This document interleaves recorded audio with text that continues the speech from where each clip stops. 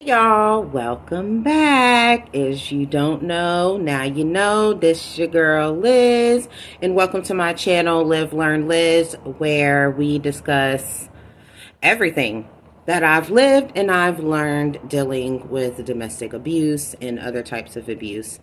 Don't forget to hit that like and subscribe button. We're discussing sexual assault today. Let's get to it.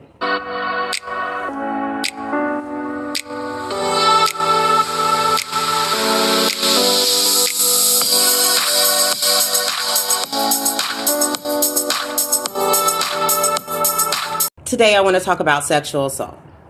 But Liz, I thought we were discussing DV laws. We are.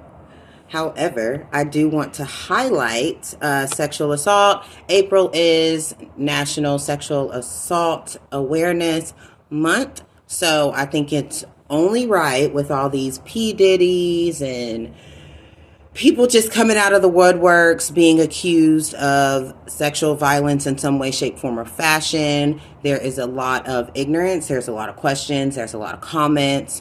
And we're going to get into it. We're going to straighten it out. Okay? Let's go. So first things first, I do want to trigger warning this video. Trigger warning. All right? So I love y'all. Just wanted to start off by saying that. Before anyone hops in my comments and say, Liz, how do you know about sexual assault? How you know what you're talking about? You say you're a victim of domestic violence, but you ain't never said nothing about sexual assault. I know. And this is actually the first time that I am telling more than the one person that I've already told my story to. I'm not going to tell the entire story in detail, but I am going to give y'all a little nitpick at what I went through. So get ready for story time. So, at the end of one of my abusive relationships, we were in a relationship, kind of. At the time, right? A big issue in our relationship was sex.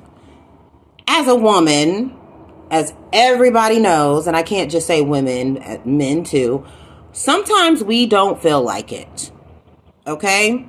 And it's nothing against our spouse. It's nothing against anybody else. Just sometimes we don't feel like it.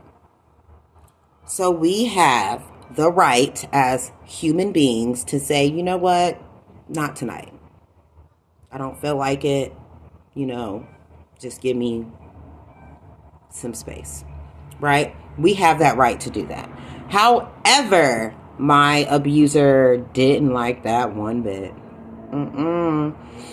He was really big on the whole wives should submit to their husbands. And of course that expectation that girlfriends and wives have a requirement to have sex with their significant other.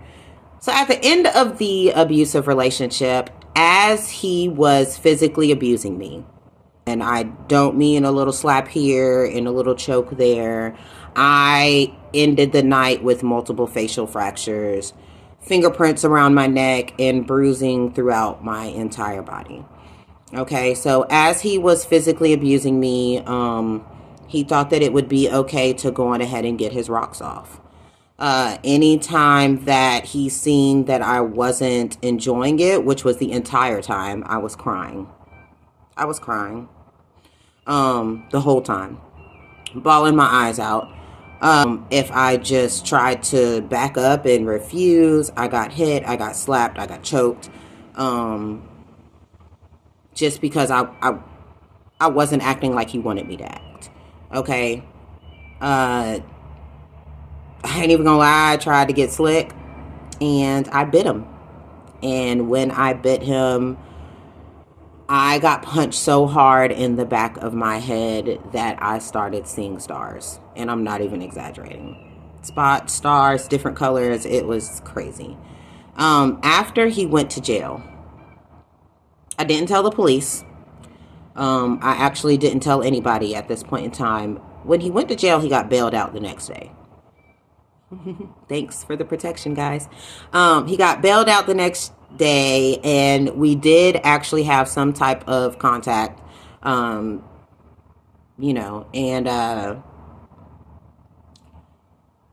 I mentioned it to him, and he completely denied it. Like, completely denied that whole event ever happening. He said that I was making it up, that I was imagining it, that I was just trying to hurt him more than I already hurt him. Typical narcissist. And it was crazy. I told one person, just the simple fact that you tell the person that actually did it and they don't believe you, and then when he did remember that happened, he said that he completely blacked out, and I couldn't prove it. And because we were in a relationship, that even if I did tell somebody, there was really nothing that was going to happen, because we were in a relationship and we had sex all the time. Right? So how are you going to prove that? Right? I could prove the fractures. I could prove my whole face being swollen. I could prove the physical. I could not prove the sexual assault, according to him. So I believed it. Between telling the one person and feeling like I wasted my breath, and then telling the actual abuser and him saying that I imagined it and I could not prove it, that alone is why I didn't report it to the police. I'm not even gonna lie to you. And with that being said, that is one of the reasons why a lot of victims don't report their sexual assault to the police. That's why. Because we have this great fear that nobody's going to believe us. And also seeing how sexual violence is handled on TV, right? News stories, and seeing all these people just get away with it scot-free, or they barely get, time. Maybe they don't go to jail. That's kind of discouraging for victims. That kind of makes it where we're just like, what's the point? I'll just deal with it myself. And that's exactly what I felt. And I do completely understand why victims don't report. You know what I'm saying? According to RAINN's website, only 1 out of 10 abusers go to jail who commit sexual violence. So 2 out of 3 sexual assaults are never, ever reported in America. Super sad statistic. Super sad. So, according to federal law, what constitutes as sexual violence? Sexual violence is actually not a legal term, but it does refer to sexual assault, rape, sexual abuse for all ages. Okay? Sexual assault is any kind of sexual contact or behavior that occurs without explicit consent, which basically means if you don't say, come touch me, if you don't say, yes, I will have sex with you, if you don't show any kind of wanted consent, then it is sexual assault. Period. Rape is very specific to penetration. So if there is some type of penetration and there is no consent, then that is considered rape. If the victim is not the age of consent in your state, that is considered rape. The age of consent basically means that you are not old enough, age-wise, and your brain is not mentally developed enough for you to have the ability to say, yes, this is actually what I want to do. Um, I do want to highlight one. It's called intimate partner sexual violence. This kind of goes into my story, if you know what I'm saying. Um, Intimate partner sexual violence is when the assault occurs in an intimate relationship, which means your boyfriend, your girlfriend, your wife, your husband. It even goes into LGBTQ plus communities, not just heterosexual communities. Okay, so if you are in that LGBTQ spectrum, you can still be sexually assaulted and you can still have that intimate partner sexual violence pertain to you by law. So fight for yourself. Okay, it doesn't matter who you love. Okay, love is love. It doesn't matter who you're in a relationship. It is what it is. Gender is not defined by federal law in this topic. Okay, by federal law, gender don't matter. Color don't matter. Race don't matter. Culture don't matter. Okay, this is America. Wrong is wrong and right is right. Okay? So, in most cases of intimate partner sexual violence, it is often paired up with other events like physical abuse, emotional abuse, kind of like what I went through, you know? It is the most non-reported occurrence of sexual violence in America. How crazy is that? How crazy is that? Most victims are worried about their children, their family. What are people going to think? How can I keep my family safe? You know, is justice even going to be served? You know, is anybody going to be there for me? Is anybody going to help me? We have all these crazy thoughts. Nobody's going to believe me. You know, we have all these crazy thoughts that kind of tricks us into not reporting it. You know, incest is also a form of sexual violence, and that is unwanted sexual contact with a family member. 34% of perpetrators of child abuse are family members. Okay, and it kind of sucks to hear that because you would want to think that your family would not hurt your family. Okay, so please protect your kids. Okay, listen to your kids. Believe your kids. Okay, that is one thing that I see a lot. My mom didn't believe me. My mom chose a man over me. My dad didn't believe me. My grandma didn't believe me. Kids need to be believed off rip. If they say such and such touched me, it needs to be handled ASAP. And kudos to the parents that actually do that. We have to stop downplaying our kids' emotional well-being and downplaying the things that our kids tell us. Okay, my child could be the hugest liar in the world, compulsive liar, but if she say somebody touched her, I'm investigating.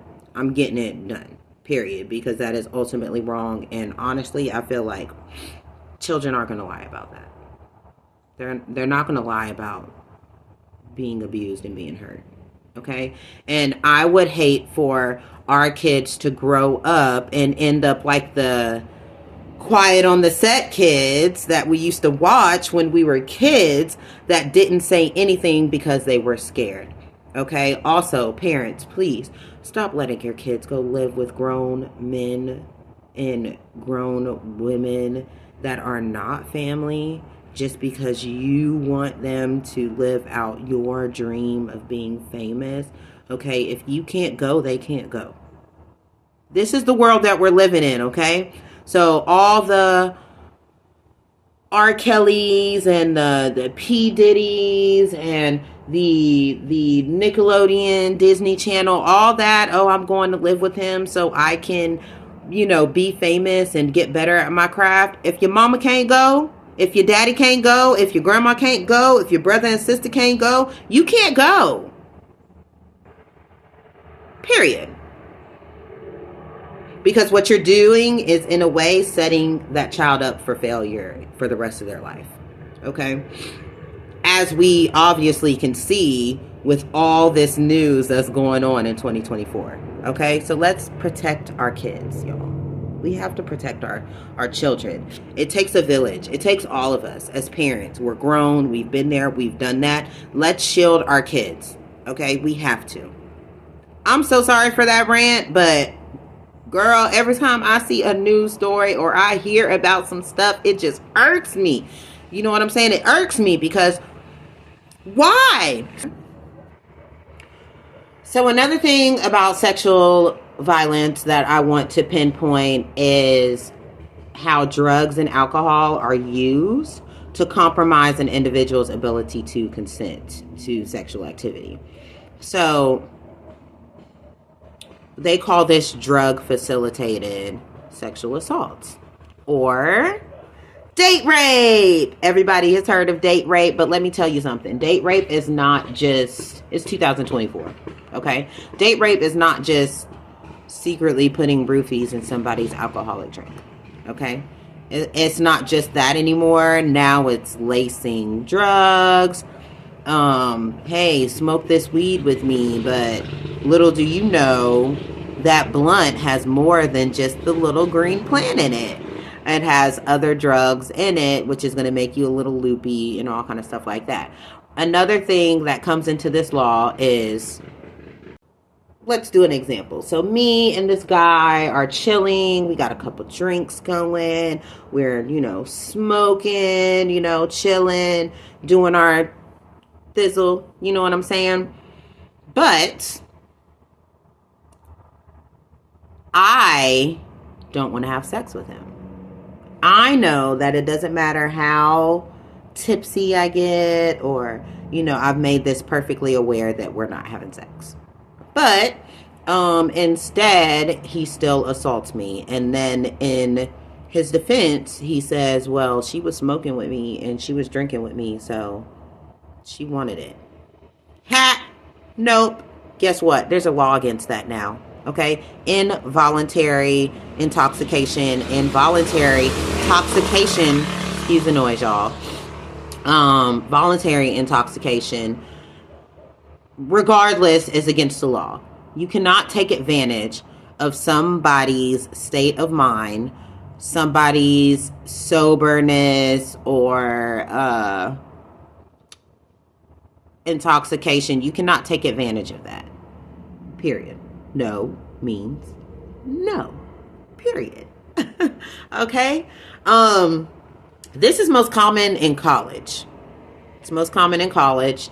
Obviously, because there's parties and, different experiences. You got the fraternities, you got the sororities, you got parties everywhere, right? This is college, okay? But this is where most... Y'all, I'm so sorry for this noise. These people are ridiculous. Okay, hold on. Let me close the window. Okay, a little better. Sorry about that. Anyways, we have to start helping our students become more aware of what is going on. Okay, I am gonna make a little video because I find it very odd that by federal law, all public colleges and schools and hospitals that receive federal funding, they are required legally by law to report any instances of sexual violence on their campus, okay, or with their students. And although a lot of students are saying that they report it to their teachers and their dean and, security and stuff like that, there is a very small percentage of colleges that actually report sexual violence to the police. I got a video for that, y'all. So just just stay tuned. We ain't even gonna get on that. We're not even gonna get on that. Okay, so individually, states and counties are making law changes, and they are creating more resources. So help is on it. It's coming. Okay, it's going to take time. All right. Colleges like the University of Florida, they created a whole app. Okay, and got training and educational resources for the students to keep them safe and educated. So like, people are starting to realize that what a person wears and how they act, whether or not they were drunk or high at a party, this has nothing to do with whether or not a victim deserves it. Nothing. There's also changes happening that will make reporting and the trial process easier for the victim and less stressful. This is another thing that stops victims from wanting to speak out, is because of the process. It's reliving it over and over and over. And then most of the time you have to look at your abuser while you're doing it. So they are definitely helping to create these changes on a state-by-state basis. It's not really, just make sure you check out your local laws. Okay, check out your local resources. RAINN is really good. That website literally goes state by state. It tells you what your laws are. It tells you what the age of consent is.